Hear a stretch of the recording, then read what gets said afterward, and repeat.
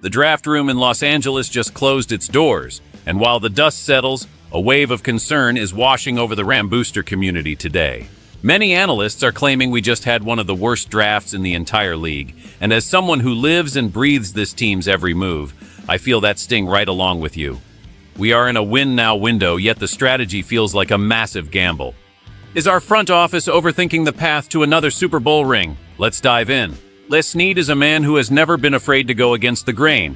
But this year, his decisions have left many of us scratching our heads. When the clock started ticking at the 13th spot, the expectation was a move that would immediately solidify our championship aspirations. Instead, the pick was Ty Simpson, a quarterback from Alabama, which feels like a strange choice when our veteran leader, Matthew Stafford, is still the engine of this offense. While we all know that preparing for the future is necessary, doing it so early when the roster has immediate holes feels like a missed opportunity. During my own shadow draft exercise, I looked at a player like Olaiva-Vega-Ioane from Penn State. He is a massive interior lineman who could have provided the kind of protection our star quarterback needs to stay healthy and productive. This draft wasn't just about the first round, though. The front office continued to follow a path that focused on depth and future needs rather than immediate starters. In the second round, we saw the selection of Max Clare, a tight end out of Ohio State, when someone like wide receiver Antonio Williams might have offered more explosive playmaking ability. Later on, Keegan Trost was brought in to bolster the tackle position, while my shadow board had Caleb Tiernan as a much higher-rated prospect for that same role. Even in the later rounds, the contrast was sharp. The Rams went with C.J. Daniels and Tim Keenan III, while I was looking at Garrett Nussmeier to truly challenge for that backup role behind our starter. This entire draft class seems to lean into a specific identity, prioritizing size and future flexibility over the immediate spark many fans were hoping for. Whether it is Ty Simpson or Max Clare, every name called represents a specific bet on the future of this franchise. However, when you have a quarterback of Stafford's caliber, every year you don't fully sell out for a title feels like a year potentially wasted. We have seen this front office pull off magic before, but this time, the margin for error feels thinner than ever as we look at the names joining the locker room. It is a bold, calculated risk that might work. The philosophy behind these selections tells a story of a front office that is trying to balance two different timelines at once. He understands that the offensive line is the heartbeat of this team, which is why seeing so much focus on that area makes sense, even if the specific players chosen weren't the ones we expected.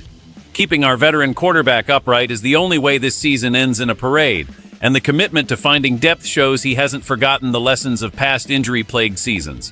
When he looks at the roster, he sees a team that needs to be rugged and durable. The interior of the line is a specific area of concern because we have key starters entering the final years of their contracts. By bringing in young talent now, he is trying to ensure there is no drop-off in performance if we lose starters to free agency or injury down the road. It is a very disciplined approach, but it lacks the immediate wow factor that usually defines a team pushing all their chips into the middle of the table. Think about how different the vibe would be if we had prioritized a vertical threat at wide receiver or a linebacker with elite closing speed. Instead, the focus was on the trenches and the future of the quarterback room. This kind of drafting requires a lot of patience from a fan base that wants to see results right now. We have seen other teams in our division get faster and more athletic, while we seem to be getting heavier and more methodical. The impact on the locker room will be interesting to watch as these rookies try to find their place among established veterans. If these young linemen can actually push the starters and provide high-level depth, it creates a culture of competition that elevates everyone. But if they are just projects that take years to develop, we might look back at this weekend as a time when we should have been more aggressive. This management style has always been about finding the Rams type of player, often ignoring the national consensus to follow a specific internal grade that only they see. It is a unique path that requires total belief in the team system. The consequences of this draft will be felt the moment the first whistle blows in September. If these rookies can step in and play meaningful snaps, it could help them win more games by keeping the stars fresh for a deep playoff run. We all remember how devastating it was when the line started to crumble a few years ago, and this draft is a direct attempt to prevent that nightmare from happening again. If the new players can protect the pocket, our offense will be nearly impossible to stop. However, the risk of failure is also very real here. By passing on more explosive athletes, the team might struggle to keep up with the high-powered offenses in the NFC. We are essentially betting that strength and depth will beat speed and star power. It is a traditional way of building a football team, and it relies heavily on the coaching staff to develop these young men quickly. If they aren't ready to contribute, our veteran stars will have to carry an even heavier burden, which increases the risk of them getting worn down before the games really start to matter. The season impact could be determined by just one or two of these picks hitting their ceiling. If the young quarterback we took shows he can lead the scout team and eventually step in if needed, it provides a level of security we haven't had in a long time. But if the draft class as a whole fails to provide immediate value, the pressure on the current starters becomes immense. We want to see this team dominate the line of scrimmage and control the tempo of every game. That is the simple goal behind every move made this weekend. Whether it works or not depends on if these prospects are actually the safe bets the front office believes they are. We are looking for winning football, and that starts with having a roster that can survive the physical toll of a 17-game season. The stakes are high because our championship window won't stay open forever. Every decision needs to move the needle toward another trophy in the case for our great city. Let's paint a picture of how this could play out over the next few months, because the contrast between success and failure is massive. In the best-case scenario, these young linemen come into camp and look like seasoned pros immediately. They provide such incredible depth that our starters feel the heat and play the best football of their careers. Our veteran quarterback stays perfectly clean in the pocket all season long because the wall in front of him is impenetrable. We see the run game explode because these new additions are opening up massive lanes, and the offense becomes a balanced machine that no one can figure out.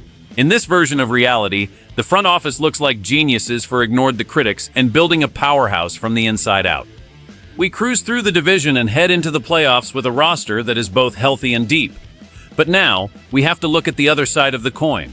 Imagine a scenario where these rookies struggle to adjust to the speed of the professional game. They look lost during preseason, and when the real games start, they provide no help at all. If an injury hits the starting unit, we are forced to rely on players who aren't ready, and the entire offense stalls. Our star players get frustrated, the defense gets tired from being on the field too long, and we watch a promising season slip away because we didn't add enough immediate impact talent. The emotional tension of being a fan comes from this exact uncertainty. We want to believe in the plan, but we've seen how quickly things can go south in this league. Every rep in training camp will be scrutinized, and every mistake will be magnified by the draft grades we saw this week. We are all waiting to see if this group has the heart and the talent to wear the horns. The difference between a Super Bowl run and a disappointing exit often comes down to these unheralded picks in the middle rounds. We need them to be more than just names on a roster. We need them to be the very foundation. When you take a step back and look at everything, the central dilemma for our team is whether to build for today or protect the future. This draft class was clearly built with the long game in mind, focusing on the trenches and the backup spots that often decide a season's fate. It may not have been the flashy, star-studded weekend many of us were dreaming about, but it was a calculated move by a front office that has earned our trust over the years. However, in a league where speed and playmaking are king, choosing the safe path is always a massive risk. We have the leadership and the coaching to turn these young men into winners, but the clock is ticking on our current championship core. Be honest with me as a fellow fan.